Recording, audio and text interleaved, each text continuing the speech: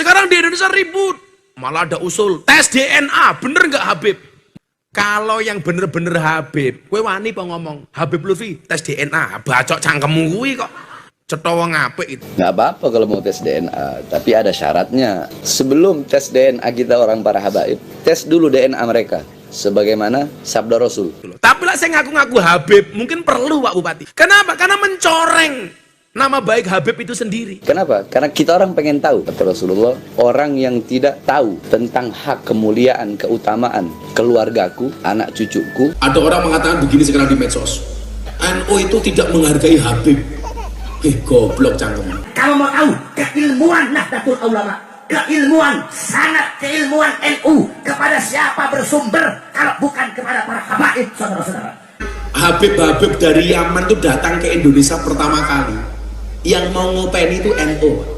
Pendiri NU, Kiai Haji Hasyim Asy'ari, beliau belajar kepada Syekhona Khalil Bangkalan. Kiai Khalil Bangkalan belajar kepada Habib Abdullah bin Ali Al-Haddad Bangil. Seluruh keilmuan di seluruh dunia bersambung kepada anak cucu Nabi Muhammad SAW. Orang dulu belum kenal Habib, NU wis ngopeni Habib. Para habaib, beliau sumber keilmuan, sumbernya NU, ilmunya bersumber ke siapa kalau bukan kepada para habaib, kepada para dzurriyyah Nabi Muhammad SAW. Jadi mohon maaf, kalau persoalan dengan Habib itu kata Said Abdul Al-Haddad, hendaklah orang Islam itu menghormati, menghargai, menyayangi tanpa berlebih-lebihan dan melampaui batas. Jangankan Habib Umar, Habib yang alim, ulama besar, da'i ilallah, jangankan beliau, Habib yang bodoh saja memiliki kedudukan di sisi Allah Subhanahu wa taala. Saya itu mohon maaf Bu, saya itu sering banget berseberangan dengan para habaib. Tapi mohon maaf, yang saya lawan itu adalah siasahnya. Karena bagi saya, bedakan antara kiai dengan habib. Kiai itu dihormati karena sifatinya, Habib yang dzurriyyahnya Kanjeng Nabi itu dihormati karena zatnya, karena darahnya. Mana yang lebih mulia, seorang Habib atau orang alim yang mengamalkan ilmu? Fataqah Rasulullah al-Arab. Beliau menundukkan kepalanya ke bumi, kemudian mengangkat kepalanya dan berkata, Masya Allah, syarifun jahilun. Habib bodoh lebih utama daripada orang alim yang mengamalkan ilmu. Persoalan dia dzurriyyah Kanjeng Nabi wajib dihormati, tapi siasahnya tidak wajib ditaati. Syarif afdal min sab'i alimin. Satu orang Habib lebih utama, lebih mulia daripada 7 orang yang alim. Di Indonesia itu persoalannya adalah kalau berbeda dianggap musuh. Saya berbeda pendapat dengan Habib itu biasa, tapi saya hormati pendapatnya walaupun tidak saya tindak lanjuti. Para ulama sepakat mana yang lebih utama, keutamaan ilmu atau keutamaan garis keturunan Rasulullah? Maka para ulama menjawab yang kedua yang lebih utama. Kenapa? Qalu, para ulama itu berkata, li'annahu dzatiyun. Karena garis keturunan itu zat, nggak bisa dirubah. Zat, darah daging. Sedangkan yang pertama itu hanyalah anugerah pemberian dari Allah Subhanahu wa taala yang satu saat bisa hilang. Kan kita orang-orang NU punya kitab namanya Ta'limul Muta'alim. Di situ ada kaidah bunyinya apa? Al-hurmatu khairum minat ta'at. Hormat itu harus lebih didahulukan dibandingkan taat. Dzurriyyahnya Nabi wajib dihormati, tapi nggak ada wajib ditaati. Bukan berarti kita meremehkan yang bukan Habib, bukan. Dua-duanya mulia. Tapi kalau mau dibandingkan mana yang lebih mulia, menurut ulama, bukan menurut anak, adalah para habaib. Lau adilu syai', tidak ada sesuatu apapun yang bisa mengunggulinya dan lebih utama darinya. Jangan sampai kita mengaku dzurriyyahnya Kanjeng Nabi, darahnya Kanjeng Nabi, tetapi kelakuan kita tidak patut untuk dicontoh. Dengan pidana penjara selama 3 tahun. Majelis Hakim memvonis Bahar bin Smith 3 tahun penjara, denda 50 juta rupiah, serta subsidiar 1 bulan kurungan karena terbukti secara sah menganiaya 2 anak remaja di Bogor bersama 2 rekannya hingga babak belur. Terus kalau Habib cinta, kenapa Habib gebukin 2 orang? Itu 2 orang anak kecil dianiaya. Yang saya pukulin ya Habib palsu, yang nipu ratusan juta, udah punya anak. Terus saya pukulin depan orang tuanya lagi. Tapi tetap orang-orang yang gak suka penganiayaan anak, panein anak. Stop kalau berdua. Terus ente ngaku-ngaku Habib. Iya, Bib. Hei, Iya, Bib. nama asli ente siapa? Altaf. Ngaku apa? Latas. Ngaku Allah? Tos. Alatos. Ente siapa namanya? Abdul Jabbar. Waktu di Bali ngaku-ngaku? Ngaku sebagai? Habib Bahar bin Smith. Terus sering juga ngaku sebagai adik anak. Ah? Enggak bagaimana? Hah?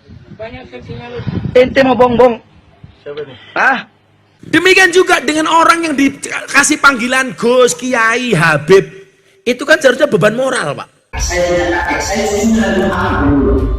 Saya sudah Muhammad yang 29. Saya punya kakek, saya punya anak. Beliau dibunuh oleh Timur.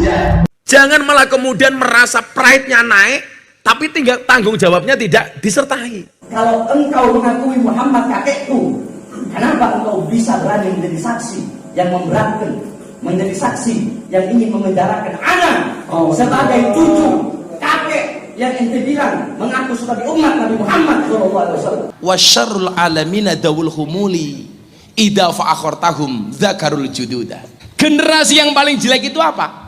Generasi yang ketika ada orang hebat dia mengatakan mbah kumbien lebih hebat daripada bocah iki. Sementara di saat dia ngomong seperti itu dia bukan siapa-siapa. Di dalam tubuh kami mengalir darah Rasulullah, karena di dalam tubuh kami mengalir darah Rasulullah, di dalam tubuh kami mengalir darah-darah perjuangan, darah-darah keberanian. Dan ini banyak terjadi di kalangan para gawagis, para asparagus. Ngandal ke bapakku wong top. Begitu bapaknya mati, jatuh tongkat estafet ke anaknya, pondoknya ambruk. Kenapa? Karena dia selalu saja membanggakan orang tuanya. Wih, generasi yang paling elek. Muhammad Rasulullah kakek ente atau kakek anak? Kalau ente berkata Rasulullah Muhammad kakek ente, faqad kadzabta, maka ente telah berdusta. Kalau ente bilang Muhammad kakek anak, terus kenapa ente berani ingin memenjarakan seorang anak cucu yang kakeknya ente yakini sebagai nabi ente? Generasi yang paling top niku napa? Fa khairun nasi dzu hasabin qadimin aqama li nafsihi hasbang jadida. Aku baru top. Dia yang terlahir dari nasab yang hebat, tetapi dia mampu berdiri sendiri tanpa harus membanggakan nasab orang tuanya. Gue baru top. Ahlul Bait Mustafa, keluarga anak cucu Nabi Muhammad, mereka adalah orang-orang yang suci. Dalilnya apa? Qala Allah Ta'ala, Allah berfirman dalam Al-Quran, innama yuridullah liyudhib ankumur rijsa ahlal bait wa yutahhirukum tathira. Soal Habib niku wau eling-elingan, wajib dihormati tapi ra wajib ditaati. Kita boleh berbeda pendapat, mbuh sekalipun pokoknya dia Habib, mbuh Habib Rizik, mbuh apa sing rada galak sapa ke? Habib Bahar. Ustadz goblok, kiai goblok, sampaikan sama dia, saya tantang dia debat. Habibnya dihormati wae zatnya, kelakuannya ra usah diikuti, santai ngono lho. Kamu kera-kera bersorban, kamu ustadz jahanam, kamu kiai bangsat, kata Allah Subhanahu wa taala. Sapa ke Habib hormati wae, enggak harus dimusuhi. Kualat awake dhewe pun to, mang percaya kula. Kelakuannya ra usah eloni. Kita boleh berselisih pendapat dengan dia.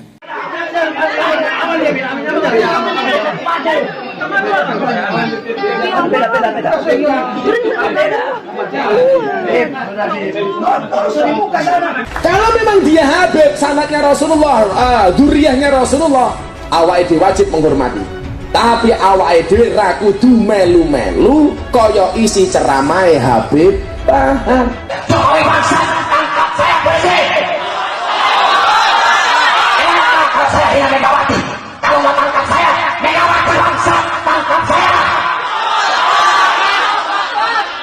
Benar bangsa kok. Bahasane ceramah kok ngoten, itu jangan-jangan Jokowi banci, jangan-jangan head. Loh, niku nyuwun sewu berarti mainnya fisik, ora kena. Dan berkata bahwasanya Habib Bahar telah menghina Jokowi dengan sebutan Presiden Banci. Jikalau bagi kalian itu adalah suatu kesalahan, demi Allah, saya Bahar bin Smith tidak akan pernah minta maaf dari kesalahan itu, saudara. Jenengan rasa menggaro Jokowi, harusnya yang dikritisi itu adalah kebijakannya, yang dikritisi itu adalah kinerjanya. Jangan mengkritisi ngenyek orangnya, ojo ngenyek fisiknya. Saya lebih memilih busuk dalam penjara daripada harus minta maaf. Allahu Akbar, Allahu Akbar. Bisa Bisa jadi Gus Miftah dan kita semua tidak sepakat dengan ceramahnya Habib Bahar. Kehabaibannya tetap kita hormati, tetapi kita tidak harus sama dengan isi ceramahnya Habib Bahar. Tanya orang Medan cinta habaib enggak? Siap korbankan nyawa demi habaib? Siap korbankan darah demi habaib? Siap korbankan nyawa demi habaib? Allahu Akbar.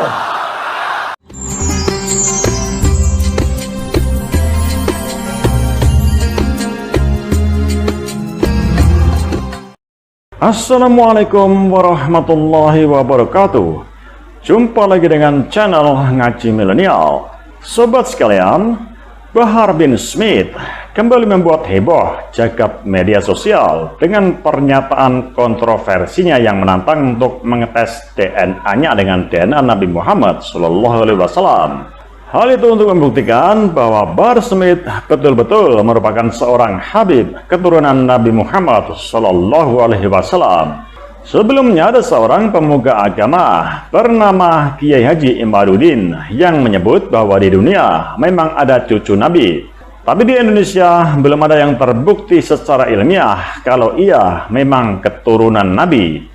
Imbas video tersebut, Bahar Smith kemudian menjadi salah satu orang yang ditantang untuk melakukan tes DNA. Sebagaimana diketahui, ia sendiri mengaku sebagai cucu Nabi Muhammad SAW yang ke-29, yang belakangan diralat sendiri bahwa yang benar adalah cucu ke-38, bukan 28. Bahar Smith pun bersedia untuk melakukan tes DNA, tapi dengan dua syarat. Syarat pertama adalah membongkar makam Rasulullah SAW untuk mengambil sampel dari rambut atau apapun untuk dibandingkan dengan miliknya.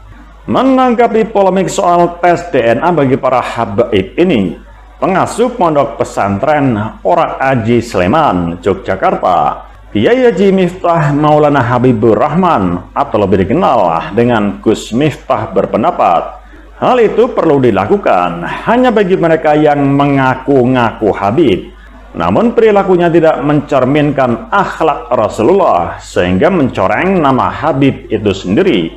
Tapi kalau orangnya sudah dikenal baik dan layak mendapat gelar Habib, seperti Habib Lutfi bin Yahya Pekalongan misalnya, Gus Miftah pasang badan bila ada yang memaksa untuk tes DNA. Lebih lanjut, Gus Miftah menegaskan bahwa seorang kiai atau ulama dihormati karena sifatinya, sedangkan Habib sebagai zuriyah Nabi SAW dihormati karena zatnya, darah atau nasabnya. Persoalan dia zuriyah Kanjeng Nabi wajib dihormati, tapi siasahnya, perintah atau pendapatnya tidak wajib ditaati, tegas Gus Miftah. Lebih lanjut, Gus Miftah menguraikan kaidah yang menjadi pegangan orang Nahdlatul Ulama atau NU, yakni al-hurmatu khairum minat ta'at. Hormat itu harus lebih didahulukan daripada ketaatan. Zuriyahnya Nabi wajib dihormati, tapi tidak wajib ditaati, papar Gus Miftah. Lebih lanjut, Gus Miftah menjelaskan pesan dari Habib Lutfi bahwa untuk menghancurkan Indonesia itu gampang, yakni dengan mengadu domba antar ormas. Misalnya NU diadu domba dengan Muhammadiyah. Cara menghancurkan Indonesia pun gampang, dengan menghancurkan NU. Lalu bagaimana cara menghancurkan NU? Dengan mengadu domba, Habib dengan Habib, Kiai dengan Kiai, Habib dengan Kiai atau ulama, diadu domba, tegas Gus Miftah. Fenomena sebagaimana diwanti-wanti oleh Habib Lutfi yang disampaikan oleh Gus Miftah ini nampaknya kian kentara tengah terjadi di akhir-akhir ini. Dan kali ini tengah menjadi friksi panas, khususnya di media sosial soal adanya mengadu domba dan membenturkan antara ulama dan habaib. Seperti diketahui, Bahar Smith beberapa waktu lalu juga sempat mempertontonkan narasi yang berpotensi memicu kontroversi dengan membanding-bandingkan keutamaan antara Habib atau zuriyah Nabi, orang yang bersanad menyambung kepada Rasulullah SAW, dengan ulama atau orang berilmu yang tidak memiliki nasab darah kepada Rasulullah. Bahar Smith mengklaim bahwa para ulama sepakat jika Habib, yakni orang yang memiliki nasab bersambung kepada Nabi Shallallahu Alaihi Wasallam, lebih mulia dari orang berilmu atau alim ulama. Dalam kesempatan lain di hadapan publik, Bahar Smith juga kerap mempropagandakan dengan membenturkan perihal kemuliaan antara Habib atau zuriyah Rasul dengan ulama. Jangankan Habib Umar, Habib yang alim, ulama besar, jangankan beliau, Habib-habib yang bodoh saja memiliki kedudukan di sisi Allah. Kata Bahar Smith dalam sebuah ceramahnya, mana yang lebih mulia, seorang Habib atau orang alim yang mengamalkan ilmunya? Jawabannya, syarifun jahilun. Habib bodoh lebih utama daripada orang alim yang mengamalkan ilmunya. Satu orang Habib lebih utama dan lebih mulia dari 7 orang alim. Lanjut Bahar Smith.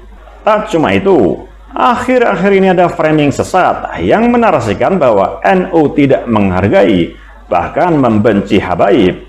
Bahar Smith pun tak ketinggalan turut serta dalam menyebarkan narasi ini. Bahar Smith bahkan mengungkapkan bahwa NU berhutang jasa kepada para habaib. Kalau mau tahu sanad keilmuan Nahdlatul Ulama, kepada siapa bersumber kalau bukan kepada para habaib, kata Bahar Smith. Gus Miftah pun menampik tudingan buruk tersebut. Gus Miftah menjelaskan bahwa ketika Habib-habib datang dari Yaman ke Indonesia, yang pertama menerima dan melindungi mereka adalah para ulama NU. Bahkan sebelum orang mengenal Habib, NU sudah mengenal Habib terlebih dahulu. Karena itu Gus Miftah meminta agar umat jangan mau diadu domba dan dibentur-benturkan antara kiai, ulama dan habaib, yang akhirnya bisa menyebabkan terjadinya perpecahan dalam tubuh umat Islam sendiri. Jangan banding-bandingkan guru. Boleh mencintai seorang kiai, tapi tidak boleh menjelekkan kiai lainnya, kata Gus Miftah. Menurut Gus Miftah, akhir-akhir ini banyak umat Islam yang membandingkan seorang guru dengan guru lainnya. Hal serupa juga terjadi untuk guru dari kalangan Habib. Pengikut seorang Habib lebih sibuk menjelekkan jamaah Habib lainnya daripada menghiasi diri dengan sifat terpuji. Begitu juga ketika mencintai seorang Habib, jangan menghina Habib yang lainnya, karena itu bukan ajaran Nabi. Imbuhnya, Gus Miftah menjelaskan, membandingkan seorang kiai atau habib dengan yang lainnya tidak pas, karena setiap individu memiliki kelebihan masing-masing. Orang Jawa jangan kehilangan Jawanya. Hakikatnya, orang Poso itu memuliakan orang lain, ujar Gus Miftah. Bagi Gus Miftah, setiap kiai atau habib biasa memiliki kelebihan masing-masing atau menonjol dalam bidang ilmu tertentu dan jangan dianggap salah. Ada kiai atau habib yang ahli dalam bidang Al-Quran seperti Gus Baha dan Profesor Quraisyat, ahli bisnis serta ekonomi seperti Kiai Haji Asep Syaifuddin Khalim, ahli kitab kuning seperti Gus Qoyum Lasem, dan ahli tasawuf ada Kiai Said Akil Siraj. Setiap orang punya kelebihan masing-masing. Seharusnya orang muslim mendatangi habib dan kiai sesuai dengan kemampuan tokoh tersebut, mengambil ilmu dan pelajaran dari keahlian mereka, tegas Gus Miftah. Gus Miftah mengingatkan sosok guru sangat penting dalam kehidupan seseorang, sehingga jangan sampai salah memilih guru. Banyak orang yang tersesat secara ideologi karena salah memilih guru. Banyak orang yang tersesat berawal salah mengikuti guru dan pengajian. Hati-hatilah memilih guru. Makanya saya mau datang ke acara Kongres Guru Nahdlatul Ulama, karena guru itu penting, tandasnya.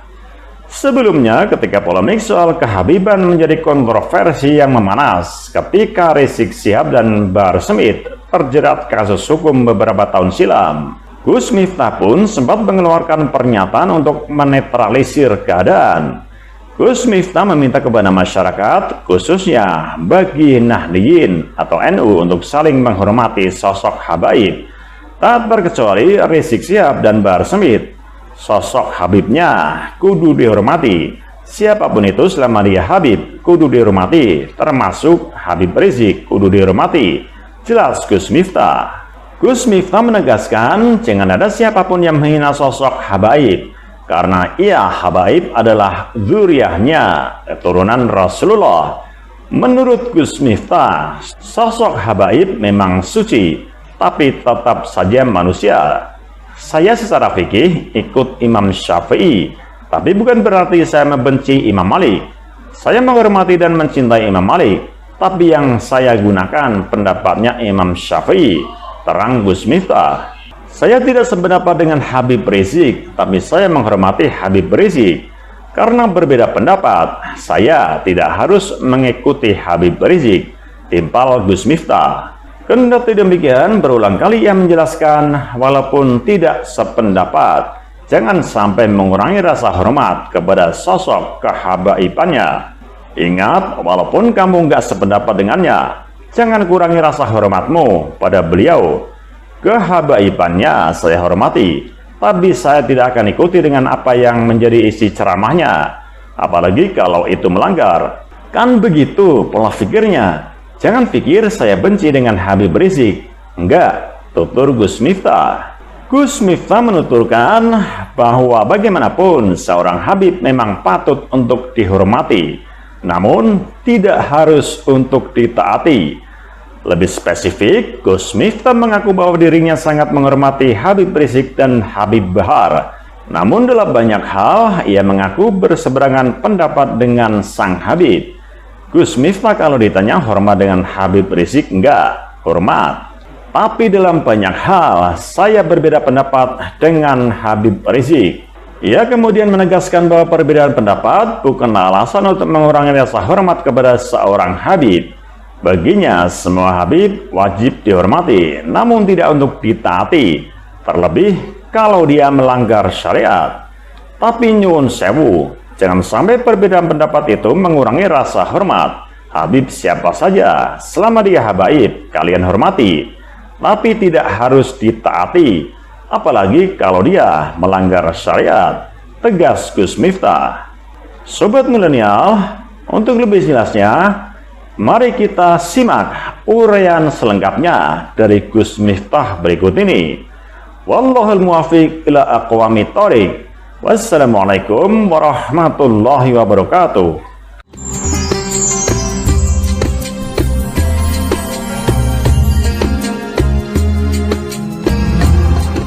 Yang sekarang saya agak sedih itu gini Pak ya, di medsos lagi rame itu. Saling mengolok antara Gus dengan Habib. Jujur, saya itu, bagaimanapun guru saya itu banyak yang Habib. Maulana Habib Lutfi bin Yahya Pekalongan. Sekarang lagi geger, kayak kemarin puncaknya di Jogja. Ada yang datang mengaku pembelanya Habib, datang ke sahabat saya Gus Fuad, terjadi tindak kekerasan. Akhirnya saling lapor Pak Bupati ke kepolisian. Yang datang lapor polisi, yang didatangi juga lapor polisi. Makanya keren, kalau sekarang ada undang-undang pasal restoratif justice itu saya setuju. Restoratif justice itu Bu, kalau Anda bermasalah, katakanlah dengan suaminya. Suaminya kamu laporkan polisi, kemudian terjadi kesepakatan untuk damai, maka tidak perlu kasus itu dibawa ke meja hukum. Itu namanya restoratif justice. Ada orang mengatakan begini sekarang di medsos, NU itu tidak menghargai Habib. Goblok cangkem. Yaman, Habib dari Yaman itu datang ke Indonesia pertama kali. Yang mau ngopeni itu NU. Tanya Pak Bupati yang aktivis PMI. NU. Orang dulu belum kenal Habib. NU wis ngopeni Habib. Dan persoalan Habib, saya menggunakan Al-Haddad. Wa ala kafatil muslimin ayyatagidu hubbahum wa mawaddatahum wa ayyuwakiruhum wa yu'addimuhum bi ghairi israfin wala huluwin. Jadi mohon maaf, kalau persoalan dengan Habib itu kata Said Abdul Al-Haddad, hendaklah orang Islam itu menghormati, menghargai, menyayangi tanpa berlebih-lebihan dan melampaui batas. Sekarang di Indonesia ribut, malah ada usul tes DNA, bener nggak Habib? Kalau yang bener-bener Habib, kowe wani apa ngomong Habib Lutfi tes DNA, bacok cangkemmu kuwi kok. Cetha wong apik itu loh. Tapi lah saya ngaku-ngaku Habib, mungkin perlu Pak Bupati. Kenapa? Karena mencoreng nama baik Habib itu sendiri. Saya itu mohon maaf Bu, saya itu sering banget berseberangan dengan para habaib. Tapi mohon maaf, yang saya lawan itu adalah siasahnya. Karena bagi saya, bedakan antara kiai dengan habib. Kiai itu dihormati karena sifatinya, habib yang duriannya Kanjeng Nabi, itu dihormati karena zatnya, karena darahnya. Persoalan dia duriah Kanjeng Nabi, wajib dihormati. Tapi siasahnya tidak wajib ditaati. Nah, di Indonesia itu persoalannya adalah, kalau berbeda dianggap musuh. Padahal beda itu boleh, yang nggak boleh itu bercerai-berai. Maka wa'tasimu bihablillahi jami'an wala tafarraqu. Berbeda boleh. Contoh, ukhuwah itu kan bisa didasarkan kepada suku, agama, bahkan profesi. Saya berbeda pendapat dengan Habib itu biasa. Tapi saya hormati pendapatnya. Walaupun saya tindak lanjuti. Kan kita orang-orang NU punya kitab namanya Ta'limul Muta'alim. Di situ ada kaidah bunyinya apa? Al-hurmatu khairum minat ta'at. Hormat itu harus lebih didahulukan dibandingkan taat. Dzurriyyahnya Nabi wajib dihormati. Tapi nggak ada wajib ditaati. Ini juga sebenarnya kalau teman-teman saya Habib dekat bilang begini sama saya. Gus, kita itu jadi Habib juga beban. Jangan sampai kita mengaku dzurriyyahnya Kanjeng Nabi, darahnya Kanjeng Nabi, tetapi kelakuan kita tidak patut untuk dicontoh. Harusnya apa? Bebannya tinggi. Sama kayak saya dengan kamu hari ini. Beban dosanya itu banyak saya, Bu. Begitu saya mulai ngomong Assalamualaikum warahmatullahi wabarakatuh, langsung diancam sama Al-Quran. Ya ayyuhalladzina amanu lima taquluna ma la taf'alun. Kabura maqtan indallahi ang taqulu ma la taf'alun. Hati-hati we Miftah. Kalau sampai kamu bisa ngomong, nggak bisa menjalankan apa yang kamu omongkan. Lah jenengan mulai berangkat dari rumah niat pengajian wis pahala. Lungguh ning kene ndelok rupane kiai pahala. Tenan, pahalamu ngaji malam hari ini itu lebih besar dibandingkan sholat sunnah 1000 rakaat. Tahu? Ora tahu. Traweh bolos kok. Kok 1000 rakaat.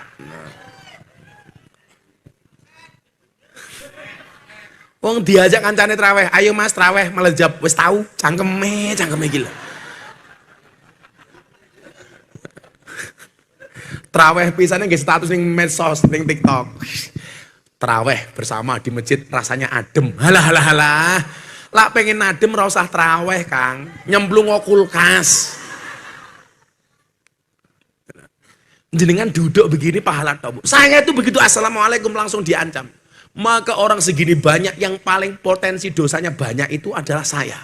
Makanya lumrah yang nerima amplop juga saya. Karena abot bro, abot. Pandan ramle namung hahe ngono kuwi wis.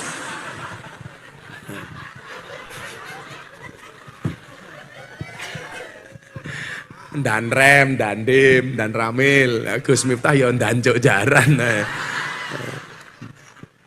Nah, demikian juga dengan orang yang dikasih panggilan Gus, Kiai, Habib. Itu kan seharusnya beban moral, Pak. Jangan malah kemudian merasa pride-nya naik, tapi tanggung jawabnya tidak disertai. Ya kayak kawan-kawan polisi, begitu Anda punya SK, punya seragam, punya senjata, itu tanggung jawabnya lebih, makanya harus lebih berhati-hati. Nah, malah sekarang lagi berantem, ya Allah. Dulu pesan guru kita Pak Agus, Habib Lutfi mengatakan begini, nak, kamu harus ingat, cara menghancurkan Indonesia itu gampang nak. Bagaimana bah? Dengan mengadu domba antar ormas, NU Muhammadiyah diadu domba. Terutama pengen menghancurkan Indonesia gampang, dengan cara menghancurkan NU. Bagaimana cara menghancurkan NU? Cara menghancurkan NU dengan cara mengadu, Habib dengan Habib, Kiai dengan Kiai. Habib dengan Kiai, Kiai dengan Gus, diadu. Diadu dulu pertama kali oleh Belanda, Ormas, NU dan Muhammadiyah, ribut. Persoalan bilangan traweh 20 dan 8 rakaat. Pada 20 ya benar, 8 ya benar. Enggak traweh loh juga benar.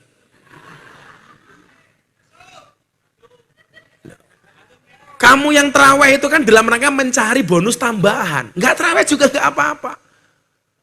Yang salah itu wis ra traweh gaweane ngisruh ngono iki mercon dardor lah, itu salah itu. Eling-eling yo fatwa Gus Miftah. Ingat, menyalakan petasan di mata ulama hukumnya haram.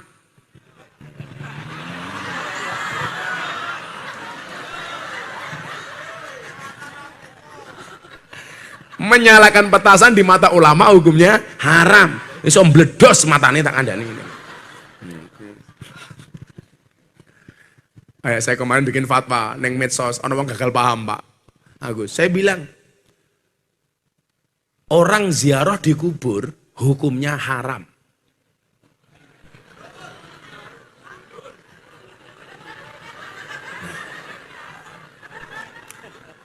Yang boleh itu orang ziarah kubur. Kalau orang ziarah di kubur, sama halnya mendoakan orang mati hukumnya haram. Yang boleh mendoakan orang yang sudah mati. Kalau mendoakan orang mati dan tampil mati ya ini haram, Pak. Ini besok mau Idul Fitri, pasti ada sidang isbat untuk melihat bulan. Saya bilang sama Menteri Agama, seharusnya yang memimpin sidang isbat itu perempuan. Kenapa? Karena yang paling tahu datangnya bulan adalah perempuan.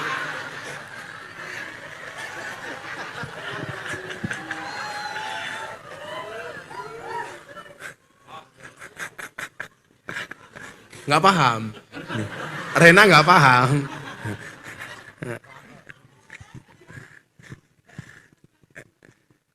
Ya Allah Gusti, malah nyebut ya kiki ngopo ya? Tak santet meteng loh. Ya Allah Gusti. Oh geli. Ya Rena tak kayak wedangnya. Ya tangkap Rena. Halah reso nangkap. Kamu grogi ya sama aku ya. HP. Untung orang degan ini. Ini banding dasmu malah ya repot kok Ren. Nah. Ayo ukhuwah Islamnya. La yatlimuhu wa la yuslimuhu. Apa? Mangkana fi hajati akhi kana Allah fi hajati. Barang siapa membantu hajat saudaranya, maka Allah akan membantu hajatnya. Ayolah tolong menolong. Wong ayatnya jelas kok, wa ta'awanu 'alal birri wat taqwa wa la ta'awanu 'alal ismi wal udwan. Tolong menolong, bukan bermusuhan. Wong podo-podo Islame gara-gara traweh musuh. Hanya gara-gara kunut musuh. Imam Malik, Imam Syafi'i kunut, Hambali Hanafi enggak kunut. Jadi kunut enggak kunut itu bukan NU Muhammadiyah, tapi itu pendapatnya Imam. Maliki Syafi'i kunut, Hambali Hanafi gak kunut, bukan NU Muhammadiyah. Sejak kapan bedanya NU dan Muhammadiyah kunut dan tidak kunut? Cuman kebetulan NU berkunut, Muhammadiyah tidak berkunut. Tapi alhamdulillah di bawah kepemimpinan Pak Bupati Temanggung sudah tidak yang ribut gara-gara kunut.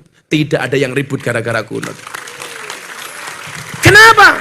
Karena baik orang NU maupun Muhammadiyah di Temanggung sudah jarang yang sholat subuh.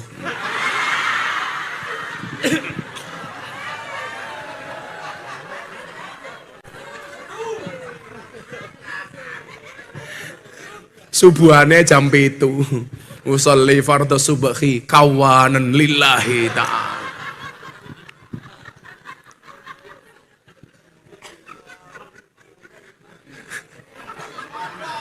Ngompol kita iki. Ilo wamune yawa saya. Salah. Ayo.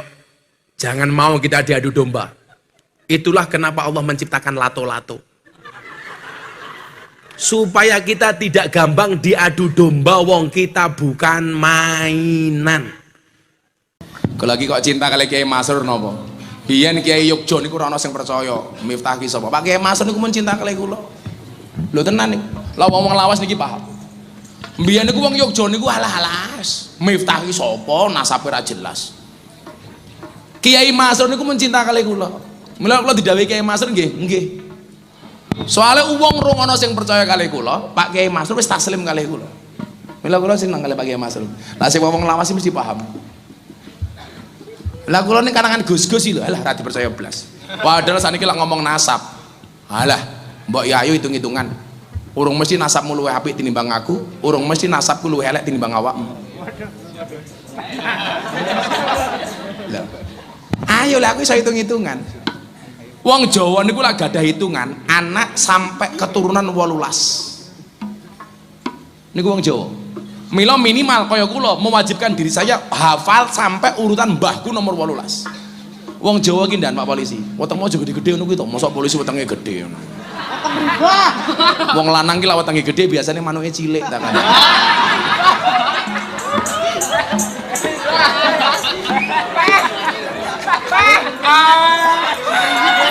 Lek iki dibuka isine mung kaya pentil ya. Malah rompine dibuka ngene tupi manuk iki ya piye. Oh Pak Babin. Saya itu membedakan Babin sama Intel, nggak perlu lihat seragamnya Pak. Cukup lihat dari batuknya wis beda. Lah Intel ki watuke diempet-empet. Kuwi Intel. Lah Babin ya beda. Cuh kae. Wong ya iki.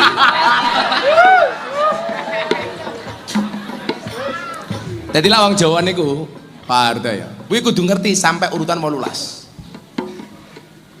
Anak, putu, buyut, canggah, wareng, udek-udek, gantung siwur, gerobak sente, debok bosok, galih asem, gerobak waton, cendeng, giyeng, cumpleng, ampleng, menyaman, menyo-menyo, trah tumirah. Kula sampai trah tumirah kula apal. Mbiyen niku wong alam miftah bae ra jelas. Ayo hitung-hitungan saiki, mumpung ana Pak Kiai Masrur. Minimal aku dibully ana sing belani. Sapa? Kiai Masrur. Sing ngajari aku misuh. Ayo. Jadi misuhku ki sanate lek nyambung. Misuh yang bersanad. Miftah Maulana Habibur Rahman, Muhammad Muradi, Kiai Boniran, Muhammad Usman, Jalal Iman, Karyonawi, Madarum, Kiai Ilyas, Muhammad Besari, Ponorogo, Songo, makame teng Tegal Sari. Muhammad Besari duwe bapak Anom Besari 10, makame teng Caruban. Anom Besari duwe bapak Abdullah Mursad, makame teng Kediri 11. Abdullah Mursad duwe bapak Raden Demang 12. Raden Demang punya bapak Pangeran Demang 13. Pangeran Demang punya bapak Panembahan Praworo 14. Panembahan Praworo punya bapak Susuhunan Wirasmoro 15. Duwe bapak Sultan Trenggono 16. Duwe bapak Raden Patah 17. Duwe bapak Prabu Brawijoyo 18. Apal yu apa? Tapi nyuwun sewu, saya nggak pernah bangga. Kenapa? Wasyarrul alamina dawul humuli idza fa'akhortahum dzakarul jududa. Generasi yang paling jelek itu apa? Generasi yang ketika ada orang hebat dia mengatakan mbahku mbiyen lebih hebat daripada bocah iki. Sementara di saat dia ngomong seperti itu dia bukan siapa-siapa. Dan ini banyak terjadi di kalangan para gawagis, para asparagus. Ngandal ke bapakku wong top.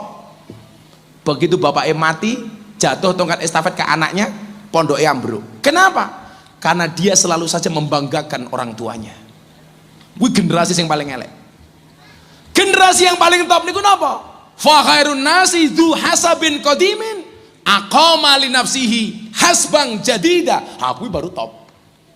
Dia yang terlahir dari nasab yang hebat, tetapi dia mampu berdiri sendiri tanpa harus membanggakan nasab orang tuanya. Gue baru top. Mila kula mbiyen kon balik ngurusi pondok keluarga kula teng Lampung, saya nggak mau. Saya dipek mantu karo wong top, aku ra gelem. Aku mendingan golek mara tuwa sing iso tak apusi.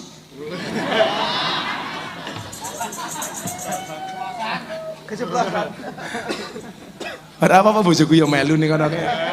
Paling mulai aku ora dikeloni. Oh, tapi bojoku ki apikane, sak kesel-kesele ra tau nolak aku le. Aku ingin mulai bar sebulan ra kelon, aku mulai bojoku kesel. Bun, aku njaluk kula kesel Bah. Lah piye saiki? Mang prasmanan mawon nggih. Piye kuwi? Mang buka dhewe, tutup dhewe. Oke.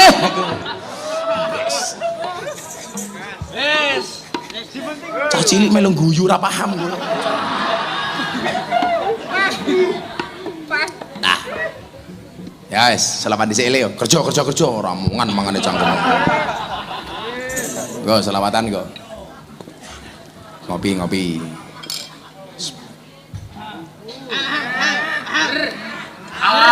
Cangkemmu pahit, Cuk, pahit. Adik-adik ini ada anggur, ada apel, mau tak kasih anggur apa apel? Anggur. Itulah kesalahan cewek. Anggur memang lebih mahal dibandingkan apel, tapi seharusnya cewek lebih milih apel dibandingkan anggur. Kenapa? Karena cewek lebih suka diapelin, gak suka dianggurin. Codot. Bapak NU Ibu Musliman. Aku lho sing syuting sedina jek semangate kaya ngene. Ngomong ora ndelok mulai 5. Ya ngono wis tuwa tungkae slonjorke ning ngarepku. Oh, orang rumangsane tungkae meletek-meletek. Oh, direkam. HP-ne cross enggak ya. Ayo, dijawab sing banter, sing wong banter tak dongake rezekine kaya Kiai Masrur. Amin. Wong ampul merapi mblodos. Kon lunga yo ora gelem aku. Polisi kok kagetan iki. Wetemu gegeden nondan. Bu, anak buahmu kali Bu. Wetenge gegeden. Krungu diketak kaget iki paling lato-latone mengkeret iki.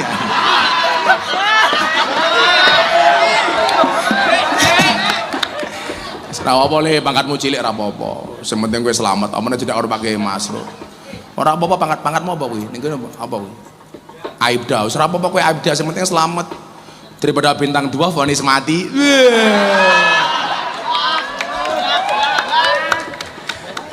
Kapasek. Kapasek ya lemu ternyata. Tapi lah cewek kudu lemu. Karena cewek gemuk lebih diminati daripada cewek seksi. Kenapa? Karena cewek seksi hanya fokus kepada penampilan, tidak pernah fokus kepada perasaan. Yang kula buka posek ketemu aku njaluk foto mesti miring. Set. Khawatir wetenge ketok. Niki kula aturi babakan nasab niku. Tak terus kiriin. Imam Al-Ghazali niku lak dawuh ngeten. Syarafun nasabi min salasi jihadin. Kemuliaan nasab itu bisa dilihat dari 3 sudut pandang. Yang pertama, al-intiha ila syajarati Rasulillah sallallahu alaihi wasallam fala yu'adilahu syai'un. Nasab yang terhubung langsung sampai Kanjeng Nabi Muhammad sallallahu alaihi wasallam. Ini enggak ada lawan. Nah, ini pemenggalingan. Niki teng media sosial nembe rame ada kasus pemukulan. Itu nyuwun sewu. Objek pembicaraannya awalnya soal Habib. Sebenarnya bagaimana posisi kita orang Ahlussunnah terhadap Habib? Saya ingatkan dengan satu pendapat dari Sayyid Abdullah Al-Haddad. Fa'ala kafatil muslimina ayya'taqidu hubbahum wa mawaddatahum wa ayyuaqiruhum wa yu'adzimuhum bi ghairi huluwin wala israfin. Ini posisi kita kepada para habaib. Kula niku ngaji 2 orang dalil. Mergo ning ngarepe Kiai Masrur men diarani rada ngalim didik lah. Dan hendaklah bagi setiap orang Islam untuk mengitikadi, mencintai, menyayangi para ahlul bait, para habaib. zuriyahnya Kanjeng Nabi. Memuliakan dan menghormati tanpa sewajarnya, tanpa harus berlebih-lebihan. Konsepnya ngeten, Pak. Kalau ahlu baitul Mustafa Tuhuri, zuriyah Nabi niku wajib dihormati secara zatnya, bukan sifatnya. Lah jenengan ikroman wa ta'diman karo Kiai Masrur niku mergo sifate. Tapi lah jenengan menghormati para habaib itu karena zatnya. Tegesnya apa? Hormatilah habaib karena nasabnya, bukan karena nasibnya. Lah kayak Pak Kiai Masrur mendapatkan kedudukan yang mulia karena nasibnya jadi kiai. Tapi nyuwun sewu menawi habaib, jangan kamu lihat nasibnya tapi lihat nasabnya. Dihormati mawon. Lagi lucu meneh. Bersengketa berbeda pendapat gara-gara perbedaan pendapat terhadap pandangan keduanya mengenai guru sekumpul. Sama-sama muhibbinnya kiai sekumpul. Yang terjadi nyuwun sewu. Dari adu pendapat akhirnya malah pukul-pukulan. Laku lah mboten ngoten Pak konsepnya. Pendapat itu diadu dengan pendapat, narasi diadu dengan narasi, argumentasi diadu dengan argumentasi. Kan lucu beda pendapat kok malahan teman-teman. Oh, mang contoh Gus Miftah niku lho. Tahun Ramadan tahun wingi, sadurunge kula gegeran kali sinten? Ustadz Khalid Basalamah. Soal apa? Soal wayang. Sampai kula diarani teng Wikipedia, Miftah orang gila dari Sleman. Kula deloke kentir. Kayak Miftah rada kentir, tak jawab, "Heeh." Alumni Al-Qadir.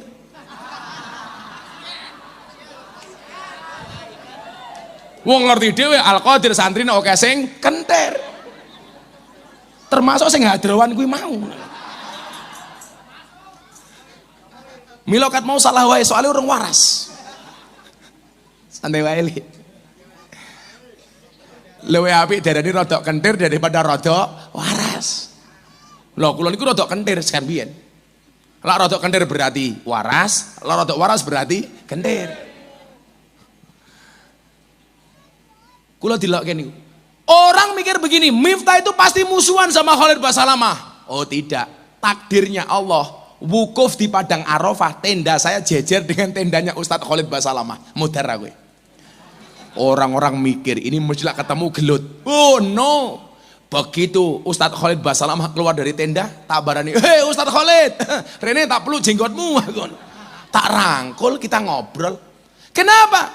Saya bisa berbeda pendapat dengan beliau. Tapi bukan berarti saya memusuhi personalitinya. Saya musuhi pemikirannya karena beliau orang Wahabi. Soal konsep tabarukan berkah, Bekasi Kiai umpamane, saya berbeda pendapat dengan beliau. Soal wayang, saya berbeda pendapat. Soal NKRI, saya berbeda pendapat. Tapi bukan berarti saya memusuhi beliau. Lah, eleke wong Indonesia niku siji, Pak. Lah wis beda pendapat dikira musuh. Beda partai dikira musuh. Wis angel niku. Apa meneh sesuk nek ajeng pemilu wis abot meneh. Pokoke selak sowan teng cangkringan jajal delok sak dalan-dalan. Isine wit-witan niku kebuak gambare caleg. Sampai setan demit iblis moh manggon ning wit-witan. Kalah karo gambare caleg. Sampai setan iki gumun yu, ndelok gambare caleg cangkeme merenges ra mingkem-mingkem. Lambian niku nyuwun sewu, awake dhewe wedi karo kuburan. Saiki kuburan wedi karo gambare caleg. Sampai tembok kuburan diwenehi postere caleg, kan goblok. Apa wong modari kok nyoblos, Cuk, gitu lho. Ning Yogyakarta biyen ana Pak Harto. Wah, ana caleg iki aneh meneh. Fotone diwalik ndase ning ngisor sikile ning dhuwur. Wah. Captione apa? Siap jungkir balik untuk rakyat. Lah. Ndelalah ora dadi jungkir tenan utekmu aku ngono. Ki apa to cacah. Lah niki nyuwun sewu. Habib niku yang kita hormati karena zatnya. Kalau dawuh Kiai Ali Masyhuri niku. Bukan sifatnya. Maka dulu saya dibilang, Gus Miftah napa jenengan musuhan karo Habib Rizik? Oh dari mana? Orang NU banyak berbeda pendapat soal siasah dengan Habib Rizik. Tapi bukan berarti orang NU itu membenci Habib Rizik. Kehabaibannya wajib kita hormati, walaupun siasahnya tidak harus kita taati. Makanya ngopo lah adik-adik wi maca taklim, ana dalil apik li, al hurmatu khairum minat ta'ah. Hormat itu lebih didahulukan dibandingkan taat. Hormat itu lebih baik dibandingkan taat. Kalau ini contoh, yang paling gampang. Kalau asal ngadeg napa mboten, Bu? Ibu-ibu lebih suka saya duduk apa berdiri? Itulah perempuan. Di mana-mana suka yang berdiri. Nah, tak ini contoh. Orang ngadeg ra enak matamu. Cangkeme kono bosok tenan. Sing rada kentir mesti. Muga-muga ndang waras ya Le ya. Tak enek contoh. Kula lak santrine Kiai Masrur. Nah nih, subuh Pak Kiai Masrur dawuh ngene, Miftah, nggih Kiai. Sing imame salat subuh awakmu. Kula jawab, mboten Kiai. Sing imame jenengan mawon. Begitu saya didhawuhi Kiai Masrur, mboten. Saya kan tidak taat kepada Kiai Masrur. Tapi ingat, tidak taat saya karena hormat kepada Kiai Masrur. Mboten Kiai, monggo jenengan mawon.